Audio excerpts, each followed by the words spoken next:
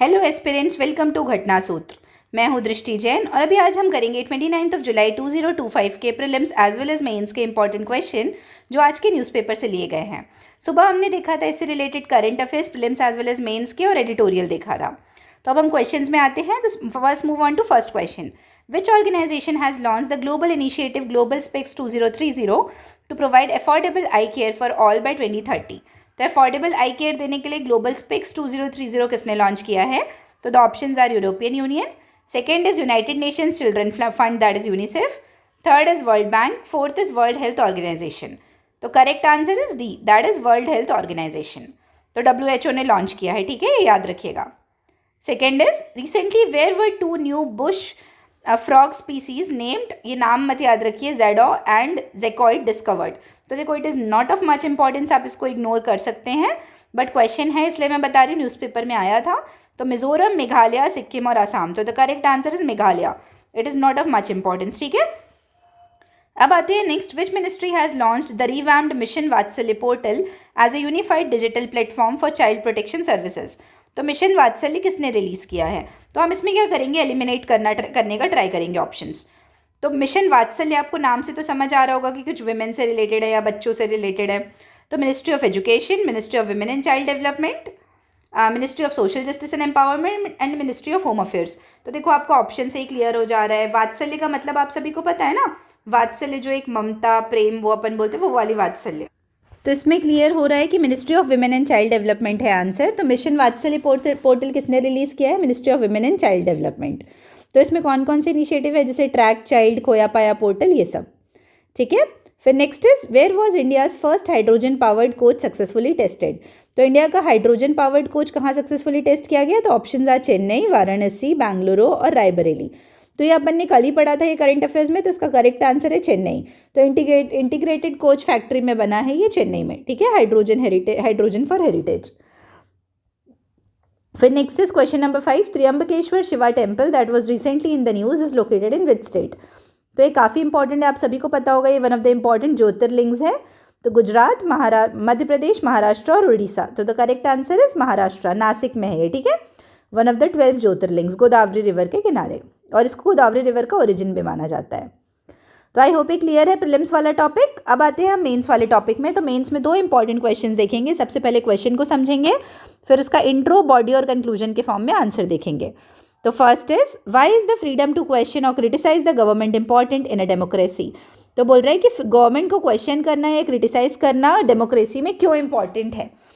फिर how does it strengthen democratic values. तो democratic values को कैसे स्ट्रेंथन करता है, और how do recent infrastructure failure show weakness in governance. तो अब इसको रिलेट किया है इंफ्रास्ट्रक्चर फेलियर से, और क्या स्टेप्स अपन ले सकते हैं कि पब्लिक ऑफिशियल्स को अपन मोर अकाउंटेबल बना सकें। तो this is the first question. तो अपन स्टार्ट करते हैं इंट्रो से।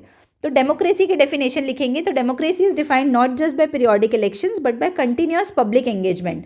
तो ऐसा नहीं कि सिर्फ इलेक्शंस हो रहे तो आप बोलोगे कि डेमोक्रेसी सस्टेन कर रही है। पीरियोडिक इलेक्शंस और मतलब पीरियोडिक इलेक्शंस तो होना चाहिए, प्लस कंटिन्यूअस पब्लिक एंगेजमेंट और अकाउंटेबिलिटी भी होना चाहिए।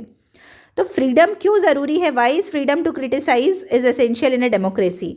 क्योंकि ये फाउंडेशनल राइट है, ये अपन को मिला है 19 क्लॉज 1A से, जिसमें अपन चैलेंज कर सकते हैं डिसीजंस को, पॉलिसीज़ को, लीडर्स को पीसफुली। ये प्रिवेंट करता है अथॉरिटेरियनिज्म, मतलब ऐसा नहीं कि कोई एक पॉलिटिशियन डिक्टेटर के जैसे एक्ट कर रहा है। ये एनेबल करता है बेटर पॉलिसी मेकिंग में, स्ट्रेंथन करता है पार्टिसिपेटरी डेमोक्रेसी को, इन्वॉल्व करते हैं सिटीजन्स को, मीडिया को, सिविल सोसाइटी को, और वो वॉच डॉग के जैसे एक्ट करते हैं, और एम्पावर करते हैं मार्जिनलाइज्ड वॉइसेस को। जैसे ऐसा होता है ना कि कभी कभी मेजॉरिटेरियनिज्म के चक्कर में मार्जिनलाइज्ड वॉइसेस नहीं सुन पाते लोग, तो इससे ही एम्पावरमेंट मिलता है अपन को डेमोक्रेसी से। अब गवर्नेंस लैप्सेस क्या क्या है रिफ्लेक्टेड है जो इंफ्रास्ट्रक्चर फेलियर में। तो जैसे एग्जाम्पल्स के थ्रू बता रहे हैं कि ब्रिज कोलैप्स इन बिहार, फिर अर्बन फ्लडिंग, फिर उसके बाद जैसे weak monitoring and inspection mechanism, political interference and corruption in execution. और ये फेलियर्स क्या दिखाते हैं? सिस्टमेटिक वीकनेस शो करते हैं, इंक्लूडिंग इनएडिक्वेट लोकल कैपेसिटी। अब हम इस चीज़ को सही करने के लिए क्या कर सकते हैं? तो हम मैंडेटरी सोशल ऑडिट्स करना चाहिए, रेगुलर थर्ड पार्टी असेसमेंट के साथ डिजिटल ट्रांसपेरेंसी लाना चाहिए, रियल टाइम अपडेट्स लाना चाहिए, स्ट्रेंथन करना चाहिए इंस्टीट्यूशंस को, जैसे लोकायुक्त, CAG, विजिलेंस कमीशंस। फिर लीगल अकाउंटेबिलिटी लाना चाहिए, जैसे fast track courts, legal mechanisms to penalise negligence. फिर सिटीजन्स पार्टिसिपेशन होना चाहिए जिससे हम इंस्टीट्यूशनलाइज कर सके ग्रीवेंस रिड्रेसल प्लेटफॉर्म को और पार्टिसिपेटरी बजटिंग को, और विसल ब्लोअर प्रोटेक्शन लाना चाहिए जिससे इंश्योर हो सके सेफ्टी एंड लीगल सपोर्ट। ठीक है, क्लियर है। तो अब अपन ने इंट्रो देख लिया, बॉडी देख लिया, अब हम आते हैं कंक्लूजन की तरफ।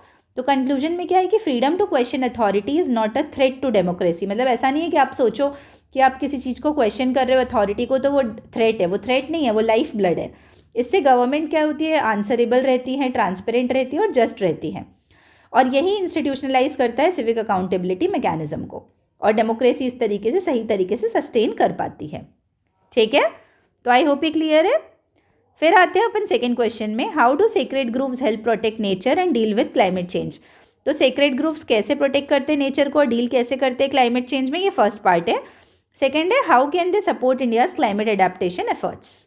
तो अपन सेक्रेड ग्रूव से स्टार्ट करेंगे इंट्रो। तो सेक्रेड ग्रूव्स क्या होते हैं, ये पैचेस ऑफ फॉरेस्ट होते हैं जो प्रोटेक्ट किए जाते हैं लोकल कम्युनिटीज़ के द्वारा due to religious and cultural believes, और ये founded across India from Western Ghats to the north east India and tribal belts. तो नॉर्थ ईस्ट इंडिया तक भी रहते हैं, ट्राइबल बेल्ट्स में हैं, और कम्युनिटी लेड कंजर्वेशन मॉडल है ये। कौन सा मॉडल है, कम्युनिटी लेड कंजर्वेशन मॉडल है, और ये वैल्यूएबल इकोसिस्टम सर्विसेज देते हैं significantly to India's climate adaptation and resilience strategies.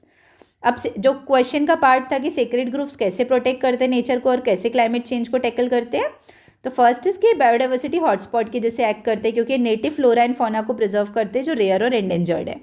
ये कार्बन सिंक के जैसे काम करते हैं, इनकी डेंस कैनोपी होती है और ओल्ड ग्रोथ ट्रीज होते हैं तो एब्जॉर्ब करते हैं और स्टोर करते हैं कार्बन को।